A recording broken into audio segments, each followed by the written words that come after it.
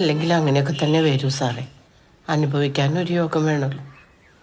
ബാല്യം ഇവിടെ എല്ലാവർക്കും വലിയ കാര്യമായിരുന്നില്ലേ? ഓ, അങ്ങനെ കൊണ്ട് ഈ കുടുംബത്തിന് ഒരു ഗുണം ഉണ്ടായിട്ടില്ല സാറേ. എന്നും അടിയും വഴക്കും. ഉള്ളത് പറഞ്ഞ മനസ്സിനിപ്പം നല്ല ആശ്വാസം.